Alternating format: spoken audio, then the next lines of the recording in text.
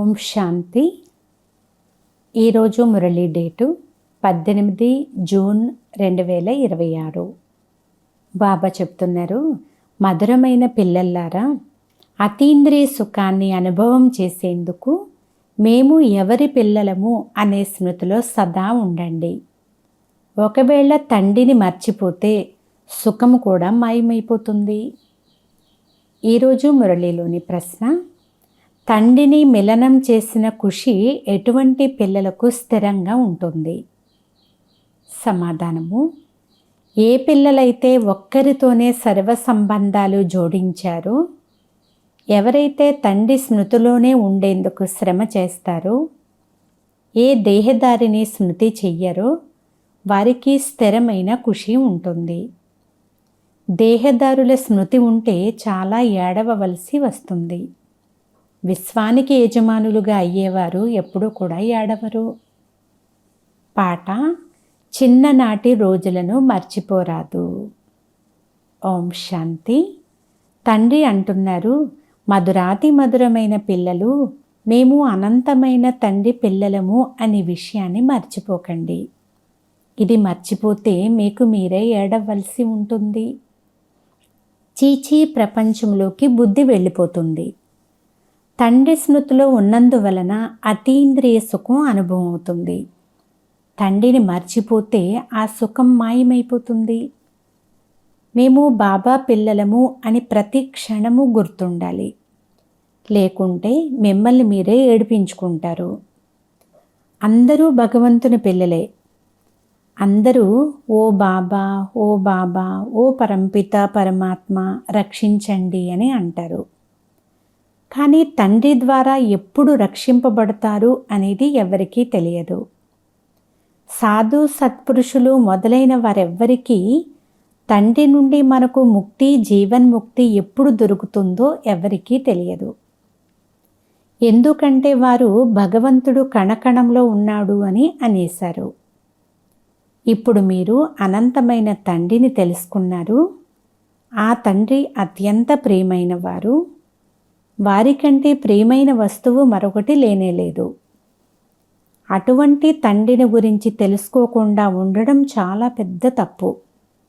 శివ జయంతిని ఎందుకు జరుపుకుంటారు? వారు ఎవరు? ఇది కూడా ఎవరికీ తెలియదు. తండ్రి అంటున్నారు, మీరు ఎంతో తెలివిహీనులుగా అయ్యారు. మాయా రావణుడు మిమ్మల్ని ఎలా తయారు చేశాడు?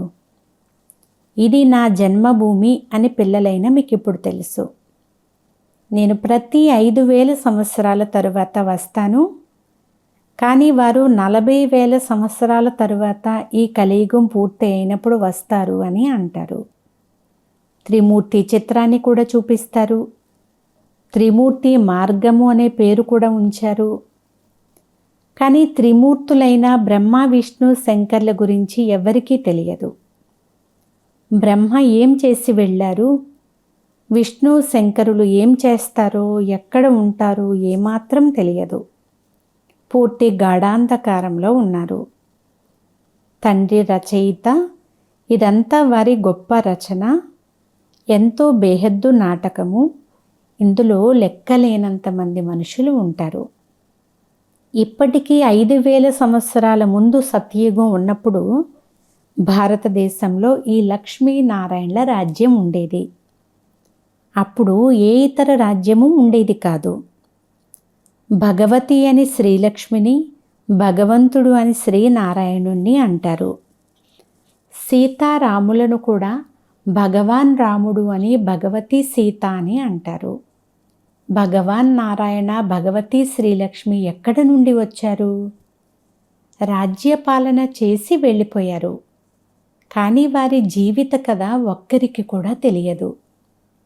ఓ భగవంతుడా, దుఃఖహర్త, సుఖకర్త అని పాడుతూ ఉంటారు. వారు దుఃఖహర్త, సుఖకర్తగా ఎలా అయ్యారో, అందరికీ ఎటువంటి సుఖమును ఇచ్చారో, అందరి దుఃఖమును ఎప్పుడు హరించారో మొదలైన విషయాలేమీ కొద్దిగా కూడా తెలియదు. ఎవ్వరి బుద్ధికి తోచదు. పిల్లలైన మీరిప్పుడు భగవతి లక్ష్మి, భగవాన్ నారాయణుడుగా అయ్యేందుకు ఇక్కడ రాజయోగాన్ని నేర్చుకుంటున్నారు. అంతేకాక భగవతి సీత భగవాన్ రామునుగా కూడా అవుతారు. సత్యయుగంలో 8 జన్మలు పూర్తి చేసిన తర్వాత సీతారాముల రాజ్యంలోకి వస్తారు. 21 జన్మలకు అనంతమైన రాజ్యాన్ని మీరు ఇక్కడ స్థాపన చేస్తున్నారు. మీరు భగవతిగా స్వర్గానికి అధిపతులుగా అవుతున్నారు. స్వర్గమేమీ ఆకాశంలో లేదు, ఇది కూడా ఎవ్వరికీ తెలియదు. పూర్తిగా అల్పబుద్ధి కలవారిగా తయారయ్యారు. పలానా వారు స్వర్గస్థులయ్యారు అని అంటారు, కానీ కొంచెం కూడా అర్థం తెలియదు. క్రైస్తవులు, బౌద్ధులు అందరూ స్వర్గంలోకి వెళ్తారా? లేదు కదా. వారు తర్వాత వచ్చి తమ ధర్మాన్ని స్థాపన చేస్తారు. కావున వారు స్వర్గంలోకి ఎలా వస్తారు? స్వర్గమని దేనిని అంటారో కూడా వారికి తెలియదు. సన్యాసులు జ్యోతిలో జ్యోతి కలిసిపోయింది అని అంటారు. కొంతమంది నిర్వాణధామానికి వెళ్ళారు అంటారు. నిర్వాణంలో కూడా లోకం ఉంది కదా, అది నివసించే స్థానము. జ్యోతి జ్యోతిలో లీనమయ్యే మాటే లేదు. జ్యోతిలో కలిసిపోతే ఆత్మలే సమాప్తమైపోతాయి. పూర్తిగా ఈ డ్రామా యొక్క ఆటంతా సమాప్తమైపోతుంది. ఈ డ్రామా నుండి ఏ ఆత్మ కూడా విడుదల పొందలేదు. ఎవ్వరూ మోక్షాన్ని పొందలేరు. పాట యొక్క అర్థం కూడా ఎవరికీ తెలియదు. జీవన్ముక్తి అర్థం కూడా ఎవరికీ తెలియదు. ఆత్మ పరమాత్మలు అంటే ఏమిటో కూడా తెలియదు. తండ్రి అంటున్నారు, మీ ముఖాలు మనుషులవి, ఈ దేవతలకు కూడా ఇవే ముఖాలు ఉండేవి. సతయుగం ప్రారంభంలో దేవతలు ఉండేవారు. వారి రాజ్యం 2500 సంవత్సరాలు కొనసాగింది. మిగిలిన 2500 సంవత్సరాలలో ఇతర ధర్మాలన్నీ వస్తాయి. 5000 సంవత్సరాలకు బదులు మనుషులు కల్పవృక్షం యొక్క ఆయుష్ను లక్షల సంవత్సరాలు అని అంటారు. మీ మాటలను అర్థం చేసుకునేందుకు కూడా వారు ఇక్కడికి రారు. ఎవరు కల్పం క్రితం వచ్చి అర్థం చేసుకున్నారో వారే వస్తారు. మొదట ఇది అందరికీ తెలపాలి. 1 హద్దు సన్యాసము. ఇందులో హద్దు సన్యాసులు ఇల్లు తలుపులు అన్నీ వదిలి అడవుల్లో ఉంటారు. మొట్టమొదట వారు సత్వ ప్రధానంగా ఉండేవారు. ఇప్పుడు చూడండి, తమో ప్రధానంగా అయిపోయారు. అడవుల నుండి తిరిగి వచ్చి పెద్ద పెద్ద భవనాలు కట్టుకున్నారు. ఈ సన్యాసులు కూడా పవిత్రత ఆధారంతో ఈ భారతదేశాన్ని ఇంతవరకు ఇలా నిలబెట్టగలిగారు. భారతదేశానికి సేవ చేశారు. ఈ సన్యాస ధర్మమే లేకపోతే భారతదేశం వికారాలలో పూర్తిగా ఎప్పుడో కాలిపోయేది, పూర్తిగా పతితమయ్యేది. ఇది కూడా డ్రామాలో తయారై ఉంది. వారిలో మొదట పవిత్రత శక్తి ఉండేది. దానితో భారతదేశానికి సపోర్ట్ ఇచ్చారు. ఈ దేవతల రాజ్యం ఉన్నప్పుడు భారతదేశం చాలా ధనవంతంగా ఉండేది. వీరికి చాలా పెద్ద పెద్ద వజ్ర వైడూర్యాల మహళ్ళు ఉండేవి. అవన్నీ ఎక్కడికి పోయాయి? అన్నీ లోపలికి వెళ్ళిపోయాయి. లంక, ద్వారకలు సముద్రంలో మునిగిపోయాయి అని అంటారు. ఇప్పుడు అవి లేనే లేవు. ఇంతకు ముందు బంగారు మహళ్ళు మొదలైనవి ఉండేవి కదా. మందిరాలు మొదలైన వాటిలోనే వజ్ర వైడూర్యాలు అతికించి ఉంటే అక్కడ లేనిదంటూ ఏముంటుంది? మరి పిల్లలైన మీకు ఎంత సంతోషం ఉండాలి. బాబా మళ్ళీ వచ్చి తండ్రిని స్మృతి చెయ్యండి అని చెప్తున్నారు. ఒక్కరిని మాత్రమే స్మృతి చెయ్యాలి. దాని వలన వికర్మలు వినాశనమవుతాయి. కానీ ఇది కూడా పిల్లలు మర్చిపోతారు. వేరే దేహదారుల స్మృతి వచ్చేస్తుంది. దేహదారుల స్మృతి ద్వారా ఏ లాభము లేదు. తండ్రి అంటున్నారు, నన్నొక్కరినే స్మృతి చేయండి, ఏ దేహదారిని స్మృతి చేయకండి. తల్లి మరణించినా హల్వా తినండి. ఒక్క తండ్రి స్మృతిలో మాత్రమే సంపాదన ఉంది. మనం శివబాబా పిల్లలము, వారి నుండి వారసత్వం తీసుకోవాలి. ఇప్పుడు తండ్రిని స్మృతి చెయ్యకుంటే తరువాత చాలా పశ్చాత్తాపం చెందవలసి ఉంటుంది. ఏడవలసి ఉంటుంది. విశ్వానికి యజమానులుగా అయ్యేవారికి ఏడ్చే అవసరమేముంది? మీరు తండ్రిని మర్చిపోతారు. అప్పుడే కదా మాయ చెంపదెబ్బ వేస్తుంది. అందుకే తండ్రిని, వారసత్వాన్ని స్మృతి చెయ్యండి అని బాబా మాటి మాటికి అర్థం చేయిస్తున్నారు. అమరనాథుడు అమరపురంలో ఒక్క పార్వతీకి మాత్రమే అమర కథ వినిపించి ఉండరు. చాలామంది ఉండి ఉంటారు. మనుష్య మాతృలందరికీ తండ్రి అర్థం చేయిస్తున్నారు, ఇప్పుడు పతితులుగా అవ్వకండి. ఈ అంతిమ జన్మలో పవిత్రులుగా అవ్వండి. అక్కడ స్వర్గములో అయితే ఎలాంటి వికారాలు ఉండవు. అక్కడ కూడా వికారాలు ఉంటే స్వర్గానికి నరకానికి తేడా ఏముంటుంది? సర్వగుణ సంపన్నులు, 16 కళ సంపూర్ణులు అని దేవీ దేవతలను మహిమ చేస్తారు. భగవంతుడు వచ్చి భగవాన్ భగవతీలుగా తయారు చేస్తారు. ఒక్క భగవంతుడు తప్ప ఇతరులెవ్వరూ తయారు చేయలేరు. భగవంతుడు అంటే ఒక్కరు మాత్రమే. భగవాన్ భగవతీల రాజధాని అని కూడా గాయనం చేస్తారు. యథా రాజారాణి తదా ప్రజగా కూడా అక్కడే ఉంటారు. కానీ భగవాన్ భగవతి అని పిలువబడరు. అందుకే ఆది సనాతన దేవీ దేవతా ధర్మము అని అంటారు. ఇది ఎవ్వరికీ తెలియదు. బ్రహ్మ ఆత్మకి కూడా శివబాబానే అర్థం చేయిస్తున్నారు. ఒకటి తండ్రిది, రెండవది దాదా. 2 ఆత్మలు ఉన్నాయి కదా. ఒక ఆత్మ 84 జన్మలు తీసుకుంటుంది. రెండవ ఆత్మ పునర్జన్మ లేనిది. అంటే శివబాబా ఎప్పుడు పునర్జన్మ తీసుకోరు కదా. ఒక్కసారి మాత్రమే బ్రహ్మ తనువులో అవతరించి విశ్వమంతటినీ పవిత్రముగా తయారు చేసేందుకు మనకు రాజయోగం నేర్పిస్తున్నారు. నేను ఎవరైతే 84 జన్మలు పూర్తి చేసి వచ్చారో వారి శరీరంలో ప్రవేశిస్తాను అని తండ్రి మనకు అర్థం చేయిస్తున్నారు. ఇది వీరి అనేక జన్మల అంతిమ జన్మ. నేను నిరాకారుడను. నేను వచ్చి పిల్లలైన మీకు రాజయోగాన్ని ఎలా నేర్పించాలి? పైన ఉండి ప్రేరణతో నేర్పించడం అనేది జరగదు. కృష్ణ భగవాను వాచ అనేందుకు వీల్లేదు.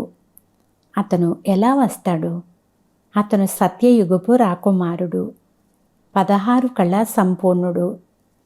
తరువాత త్రేతాయుగంలో 14 కళా సంపూర్ణము. అయితే కృష్ణుణ్ణి ద్వాపర యుగంలోకి ఎందుకు తీసుకువెళ్ళారు? వారు మొదటనే రావాలి.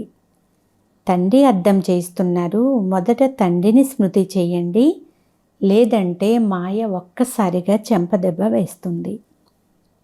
అత్తిపత్తి చెట్టు ఒకటి ఉంటుంది. అది చెయ్యి తగలగానే ఆకులు ముడుచుకుపోతాయి. మీ స్థితి కూడా ఒక్కొక్కసారి అలా అవుతుంది కదా అని బాబా అంటున్నారు. తండ్రిని స్మృతి చేయకపోతే సమాప్తమైపోతారు. చిన్ననాటి రోజులు మర్చిపోకూడదు అని మీరు పాటలో కూడా విన్నారు. తండ్రిని మర్చిపోతే ఎక్కడో ఒక చోట చెంపదెబ్బ తగులుతుంది. తండ్రి అంటున్నారు, మీరు నా పిల్లలు కదా. ఈ శరీరం అయితే విషముతో జన్మించింది. అలా జన్మనిచ్చిన వారు లౌకిక తల్లిదండ్రులు. వీరు పారలౌకిక తండ్రి. ఇతనిని అలౌకిక తండ్రి అని అంటారు. ఇతను హద్దు తండ్రిగా ఉండేవాడు, తర్వాత బేహద్దు తండ్రిగా అయ్యాడు. ఇప్పుడు ఇతని లౌకిక కుమార్తె అంటే బ్రహ్మా బాబా యొక్క లౌకిక కుమార్తె నిర్మలా శాంతదాది ఇక్కడ కూర్చుని ఉన్నారు. ఈమె లౌకికం, అలౌకికం, పారలౌకికం కూడా అవుతుంది. శివబాబాకు సోదరీ సోదరులు ఎవ్వరూ లేనేలేరు. లౌకికంలో, అలౌకికంలో, పారలౌకికంలో కూడా లేరు. ఎంత తేడా ఉంది! ఒక్క తండ్రి వారిగా అవ్వడము అంటే పిన్నమ్మ ఇంటికి వెళ్ళినంత సులభమైతే కాదు. ఈ విధంగా తండ్రితో సంబంధం జోడించేందుకు సమయం పడుతుంది. శివబాబా స్మృతిలో ఉండడం చాలా శ్రమతో కూడినది. 50 సంవత్సరాల నుండి ఉండేవారు కూడా రోజంతా శివబాబాని స్మృతి చెయ్యరు. అటువంటి వారు కూడా ఉన్నారు అంటున్నారు బాబా. మిగిలిన వారందరినీ మర్చిపోయి ఒక్కరినే స్మృతి చేయడం చాలా కష్టము. కొంతమంది 1%, కొంతమంది 2%, కొంతమంది 0.5% కూడా కష్టంగా స్మృతి చేస్తారు. ఇది చాలా గొప్ప గమ్యము. తండ్రి అర్థం చేయిస్తున్నారు, బాల్యాన్ని మర్చిపోకూడదు. తండ్రి ద్వారా స్వర్గ వారసత్వం లభిస్తుంది. మనము నూతన ప్రపంచంలో వెళ్ళేందుకు జీవించి ఉండి కూడా మరణించి తండ్రి వారిగా అయ్యాము అని మీకు తెలుసు. అందువలన మీకు సంతోషం స్థిరంగా ఉండాలి. ఓహో, మేము డబల్ కిరీటదారులుగా అవుతున్నాము. సత్యయుగంలో ఈ దేవతలను 16 కళా సంపూర్ణులు, అలాగే త్రేతాయుగంలో 14 కళా సంపూర్ణులు అని దేనికి అంటారో మనుషులకు కొద్దిగా కూడా తెలియదు. ఈ భక్తి మార్గంలోని శాస్త్రాలు మొదలైనవి మళ్ళీ తయారవుతాయి. ఈ హఠయోగము, తీర్థయాత్రలు మొదలైనవి మళ్ళీ ఉంటాయి. కానీ వీటి వలన ఏమవుతుంది? స్వర్గానికి వెళ్తారా? అలా జరగదు. క్షుద్ర విద్యలతో పనిచేస్తారు. అటువంటి వారు చాలామంది ఉన్నారు. వేలాది మనుషులు వారి వెనుక తిరుగుతూ ఉంటారు. క్షుద్ర విద్యల ద్వారా గడియారాలు మొదలైన వస్తువులు అనేకం తీస్తూ ఉంటారు. ఇవన్నీ కేవలం అల్పకాలానికి అనేది అందరూ అర్థం చేసుకోలేరు. ఇందులో చాలా శ్రమ చేయవలసి ఉంటుంది. ఈ రిద్ధి సిద్ధులు మొదలైనవి నేర్చుకునేందుకు కూడా చాలా పుస్తకాలైతే ఉంటాయి. లక్షల మంది మనుషులు వారి వెనక పడతారు. మనకు తండ్రి ద్వారా స్వర్గ వారసత్వం లభిస్తుంది అని పిల్లలైన మీకు తెలుసు. ఈ కనులతో చూసేదేమీ ఉండదు. తండ్రి అర్థం చేయిస్తున్నారు, మీరు అశరీరులుగా వచ్చారు, శరీరాలతో పాత్ర చేశారు. 84 లక్షల లెక్కాచారం తెలపాలి అంటే 12 మాసాలు పడుతుంది. అలా అయ్యేందుకు వీలే లేదు. 84 జన్మల లెక్కాచారం తెలపడం చాలా సులభము. మీరు 84 జన్మల చక్రంలో తిరుగుతూ ఉంటారు. సూర్యవంశం ఉన్నప్పుడు చంద్రవంశం ఉండదు. సూర్యవంశం సమాప్తం అవుతూనే తరువాత చంద్రవంశీయులుగా అవుతారు. ఇప్పుడు మనము బ్రాహ్మణ వంశీయులము, తరువాత దైవీ వంశీయులుగా అవుతామని, అందుకే మనం చదువుకుంటున్నామని మీకు తెలుసు. మళ్ళీ మెట్లు దిగుతూ దిగుతూ వైశ్య శూద్ర వంశీయులుగా అవుతాము. ఇప్పుడు మీకు 84 జన్మల స్మృతి కలిగింది. ఈ చక్రాలన్నీ కూడా స్మృతి చెయ్యాలి. తండ్రిని స్మృతి చేసినందువలన సదా ఆరోగ్యవంతులుగా, సదా ధనవంతులుగా అవుతారు. పాపము సమాప్తమైపోతుంది. చక్రాన్ని తెలుసుకున్నందువలన చక్రవర్తులుగా అవుతారు. ఈ పాత ప్రపంచం శ్మశానంగా అవుతుంది అని మీకు తెలుసు. ఏది ఉండదు, అన్నీ సమాప్తమైపోతాయి. రాముడు పోతాడు, రావణుడు పోతాడు. సత్యయుగంలో రాముని పరివారం చాలా చిన్నదిగా ఉంటుంది. ఇప్పుడు చూడండి, రావణునికి చాలా పెద్ద పరివారం ఉంది. ఈ రాజధాని స్థాపన అవుతూ ఉంది అని పిల్లలకు తెలుసు. ప్రతి విషయంలోనూ మొదటిది పురుషార్థము. పిల్లలు నన్ను స్మృతి చెయ్యండి అని తండ్రి పురుషార్థం చేయిస్తారు. ఏ తండ్రి నుండి అపారమైన స్వర్గ చక్రవర్తి పదవి లభిస్తుందో వారిని స్మృతి చెయ్యలేరా? మీరు స్వర్గానికి అధికారులుగా ఉండేవారు. ఇప్పుడు మళ్ళీ పురుషార్థం చేసి స్వర్గానికి యజమానులుగా అవ్వండి అని తండ్రి స్మృతిని ఇప్పిస్తున్నారు. అచ్చా, మధురాతి మధురమైన అపరూపమైన పిల్లలకు మాతాపిత బాప్దాదాల ప్రియ స్మృతులు మరియు గుడ్ మార్నింగ్. ఆత్మిక పిల్లలకు ఆత్మిక తండ్రి నమస్తే. ఆత్మీయ తండ్రికి ఆత్మీయ పిల్లల యొక్క ప్రియ స్మృతులు, గుడ్ మార్నింగ్, నమస్తే, నమస్తే, నమస్తే. ధారణ కొరకు ముఖ్య సారము. ఫస్ట్ పాయింట్, ఎప్పుడూ ఏ విషయంలో కూడా సున్నిత మనస్కులుగా అవ్వకూడదు. ఈశ్వరీయ బాల్యాన్ని మరిచి ముడుచుకుపోకూడదు. ఈ కనులకు ఏదైతే కనిపిస్తుందో దానిని చూస్తూ కూడా చూడనట్లుగా ఉండాలి. సెకండ్ పాయింట్, ఒక్క తండ్రి స్మృతిలో మాత్రమే సంపాదన ఉంది. కావున దేహదారులను స్మృతి చేసి ఏడవకూడదు. తండ్రిని వారసత్వాన్ని స్మృతి చేసి విశ్వ చక్రవర్తి పదవిని తీసుకోవాలి. ఈరోజు వరదానము: శ్రేష్ఠ మతం యొక్క ఆధారముపై మాయావి సాంగత్య దోషము నుండి దూరముగా ఉండే శక్తి స్వరూప భవ. సారాంశము: బంధువులు వినడం లేదు, సాంగత్యము మంచిగా లేదు, ఈ కారణంగా శక్తిశాలురుగా అవ్వలేకపోతున్నాము అని పిల్లలు ఒక ఫిర్యాదు చేస్తూ ఉంటారు. కానీ శ్రేష్ఠ మతం యొక్క ఆధారముపై జ్ఞానస్వరూపము, శక్తి స్వరూపము యొక్క వరదానులుగా అయి తమ స్థితిని అచంచలంగా చేసుకోండి. సాక్షిగా ఉండి ప్రతి ఒక్కరి పాత్రను చూడండి. మీ సతోగుణి పాత్రలో మీరు స్థితమై ఉండండి. సదా తండ్రి సాంగత్యంలో ఉంటే తమోగుణి ఆత్మల సాంగత్యము అనే రంగు మీపైన పడదు. స్లోగన్: ఎవరైతే కర్మ అనే కల్పవృక్షము యొక్క కొమ్మపై కూర్చుని కర్మ చేస్తున్నా ఉపరామ స్థితిలో ఉంటారో వారే కర్మయోగులు. ఈరోజు అవ్యక్త ప్రేరణ: సదా హర్షితంగా ఉండేందుకు మీ నేచర్ను సరళంగా చేసుకోండి, సహనశీలురుగా అవ్వండి. ఎవరికైనా ఏదైనా విశేషమైన నేచర్ ఉంటే వద్దనుకున్న ఆ నేచర్కు వశమై నడుస్తూ ఉంటారు. నేను అనుకోలేదు కానీ ఇది నా నేచర్ అని అంటారు. అదేవిధంగా పిల్లలైన మీకు సరళమైన నేచర్ ఉండాలి.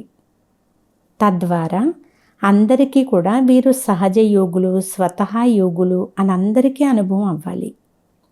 ఏం చెయ్యాలి, యోగం ఎలా జోడించాలి, ఈ మాటలన్నీ సమాప్తమైపోవాలి. మీరు ఉన్నదే సదా సహయోగులు అనగా యోగులు. ఈ ఒక్క విషయాన్ని నేచర్గా మరియు న్యాచురల్గా చేసుకుంటే మీరు అన్ని సబ్జెక్టుల్లో కూడా పర్ఫెక్ట్గా ఖచ్చితంగా తయారైపోతారు. అచ్చా. ఓం శాంతి.